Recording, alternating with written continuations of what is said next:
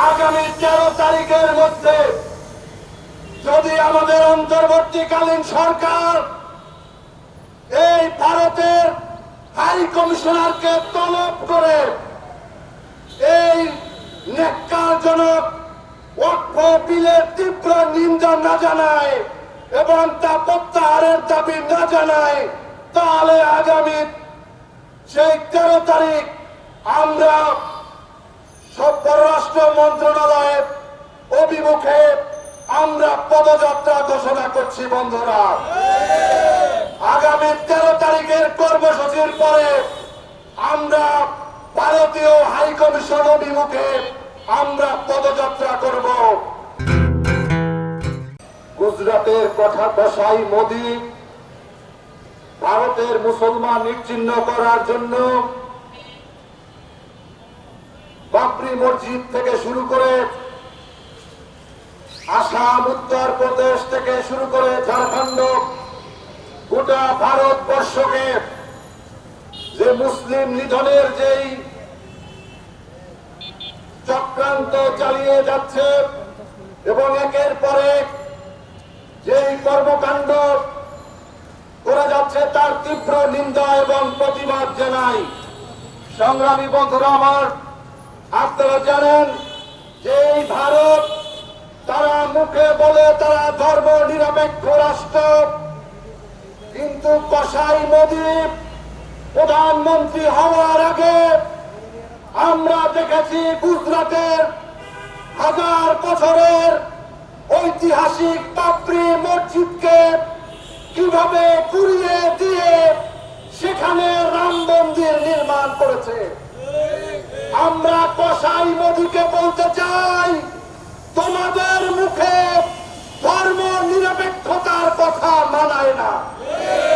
তোমরা হচ্ছ সাম্প্রদায়িক একটা অপশক্তি। তোমরা এই ভারতবর্ষ থেকে মুসলমানদেরকে নিশ্চিহ্ন করে দেওয়ার জন্য একের পর এক কালো আইন তৈরি করে তোমরা সামনে এগিয়ে যাচ্ছ। আমরা দেখেছি আসামে এনআরসির নামে লক্ষ লক্ষ মুসলমান ভাই বোনদেরকে তাদের নাগরিকত্বকে হরণ করা হয়েছে। আমরা দেখেছি ভারতের আজান দেওয়া বন্ধ হয়েছে অনেক জায়গায়। আমরা দেখেছি গরুর মাংস খাওয়ার দায়ে, গরুর মাংস বহন করার দায়ে আমার মুসলমান ভাইদেরকে পুড়িয়ে হত্যা করা হয়েছে ভারতবর্ষে। আমরা বাংলাদেশের মুসলমানরা, আমরা হিন্দু, বৌদ্ধ, খ্রিস্টান, আমরা সাম্প্রদায়িক সম্প্রীতিতে বিশ্বাস করি। আমাদের এখানে বিগত 5ই আগস্টে খুনি হাসিনার পালিয়ে যাওয়ার পরে, ছাত্র গণ অভ্যুত্থানের পরে এখানে যে সমস্ত আওয়ামী লীগের গুন্ডা, পান্ডা এবং হত্যাকারীরা তাদের উপরে কিছু হামলা হয়েছে, তার মধ্যে কিছু হিন্দু ভাইয়েরা ছিলেন। এই ঘটনাগুলোকে এই পার্শ্ববর্তী দেশ ভারতের নরেন্দ্র মোদী এবং তার কিছু কুত্তা বাহিনী তারা বাংলাদেশে সাম্প্রদায়িক সম্প্রীতি বিনষ্টের স্লোগান তুলেছিল। আমরা নরেন্দ্র মোদীকে বলতে চাই, তোমরা কখনো এই সংখ্যালঘু নির্যাতন নিয়ে কথা বলবে না।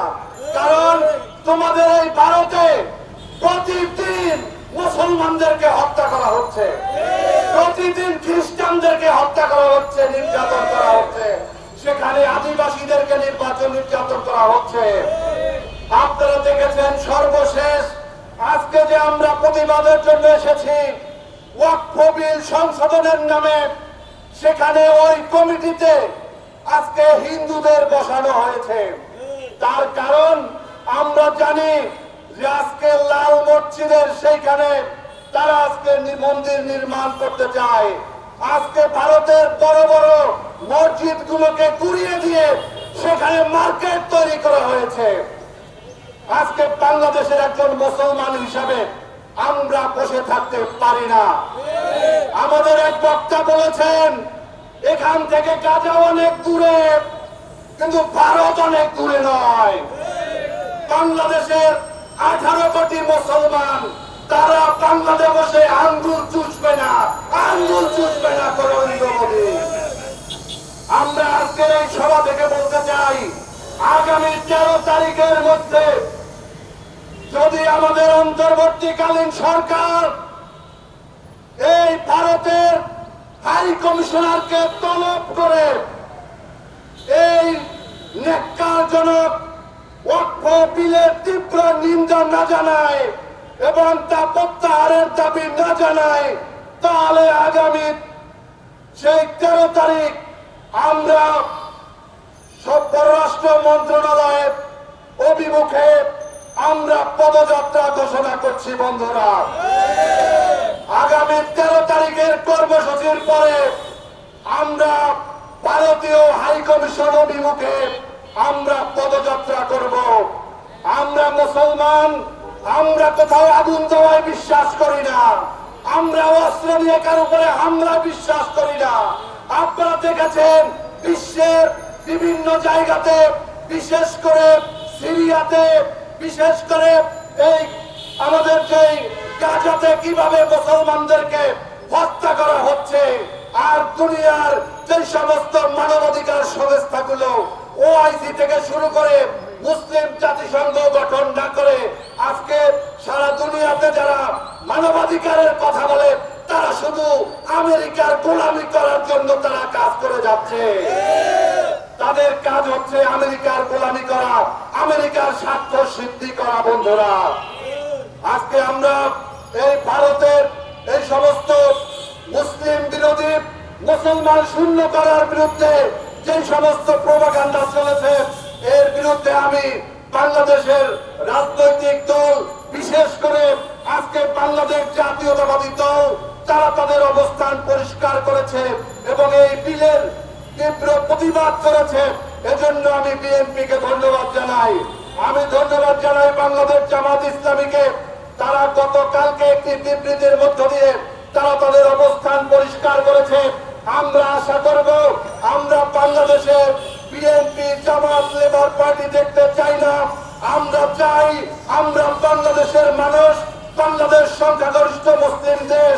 1947 সালে ধর্মের ভিত্তিতে বাংলাদেশ নামের একটি আলাদা ভূখণ্ড হয়েছিল। মুসলিম জাতিসত্তাকে সামনে নিয়ে আমরা বাংলাদেশের জনগণ একই কণ্ঠে কণ্ঠ মিলিয়ে লক্ষ কোটি মানুষের একটাই আওয়াজ ভারতকে দিতে চাই, নরেন্দ্র মোদী, তুমি ওইখানে একটা মুসলমানের উপরে আঘাত করলে আমরা আঙ্গুল চুষবো না। বাংলাদেশে বসে আমরা তোমার এই তত্ত্বের তাউজকে খান খান করার জন্য বিশ্বের যে সমস্ত গণতন্ত্রকামী, বিশ্বের যে সমস্ত মানবতা পক্ষের শক্তি আছে তাদের দিকেও আমরা হাত তুলে দাঁড়াবো তাদের হস্তক্ষেপের জন্য। আপনারা দেখেছেন ভারত আজকে বন্ধুহীন একটি রাষ্ট্র। ভারতের সাথে আজকে শ্রীলঙ্কার সম্পর্ক নেই, ভারতের সাথে নেপালের সম্পর্ক নেই, মালদ্বীপের সম্পর্ক নেই, পাকিস্তানের সাথে সম্পর্ক নেই। বাংলাদেশে তারা একটা পুতুল সরকার তারা তৈরি করেছিল, খুনি হাসিনার সরকার। সেই সরকারও বিগত 5 তারিখে বাংলাদেশ থেকে পালিয়ে যেতে বাধ্য হয়েছে ছাত্র জনতার গণ অভ্যুত্থানের মধ্য দিয়ে। আজকে ডক্টর মোহাম্মদ ইউনূস, আপনাকে বলতে চাই, আপনার উপর আমাদের পূর্ণ আস্থা এবং আপনার উপর আমাদের সমর্থন রয়েছে। আপনাকে আজকে প্রমাণ করতে হবে এই আধিপত্যবাদী ভারত, এই গণতন্ত্র হত্যাকারী ভারত, বাংলাদেশের গণহত্যাকারী খুনি হাসিনার পৃষ্ঠপোষক এই ভারতের খুনি নরেন্দ্র মোদীর আজকের এই হস্তক্ষেপের বিরুদ্ধে বাংলাদেশ নামক রাষ্ট্রযন্ত্রকে আমরা তীব্র প্রতিবাদের জায়গায় দেখতে চাই। বন্ধুরা, আমরা আমাদের কর্মসূচি এখানে শেষ করব। আগামী 13 তারিখে এই প্রেস ক্লাবের সামনে আমরা 3টার সময় আমাদের কর্মসূচি পালন করব। এখান থেকে আমরা পররাষ্ট্র মন্ত্রণালয়ে আমরা আমাদের স্মারকলিপি পদযাত্রা আমরা করব। আপনারা কোন দলের বিবেচনা করবেন না। আজকের এই ইস্যু, এটা লেবার পার্টির ইস্যু না, এটা এদেশের মানুষের ইস্যু, এটা মুসলমানদের ইস্যু, এটা মানবতার ইস্যু।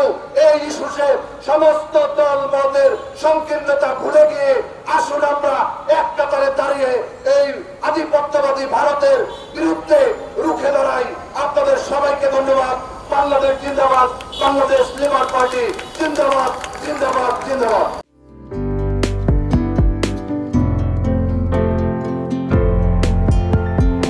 1 জানুয়ারি 2025 ইউটিউব জার্নালিজমের অগ্রদূত changetv.press 6 বছর পেরিয়ে পা রাখল গর্বিত আমি অত্যন্ত আনন্দিত হলাম যে চেঞ্জ টিভি আগামী কয়েকদিনের মধ্যেই 6 বছর পূর্ণ করবে। আর হাঁটি হাঁটি পা পা করে চলা শুরু করে এখন সে বেশ দৌড়াদৌড়ি করছে বলা যেতে পারে। ও নামটাও অত্যন্ত বলবো যে সিগনিফিকেন্ট, যে চেঞ্জ, এই গণঅভ্যুত্থান কিন্তু চেঞ্জ চেয়েছে। সেই হিসেবে তোমার টেলিভিশনের, তোমার এই চ্যানেলের নামের একটা যথেষ্ট মিল পাওয়া যায়। আমার প্রত্যাশা যে এই গণঅভ্যুত্থানের যে প্রত্যাশা, যে আশা আকাঙ্ক্ষা, চেঞ্জ টিভি সেটিকে এগিয়ে নিয়ে যাবে। তোমাকে শুভেচ্ছা। চেঞ্জ টিভি যারা সম্পৃক্ত আছেন, যারা কর্মী আছেন, সামনে পেছনে সকলকে আমার শুভেচ্ছা।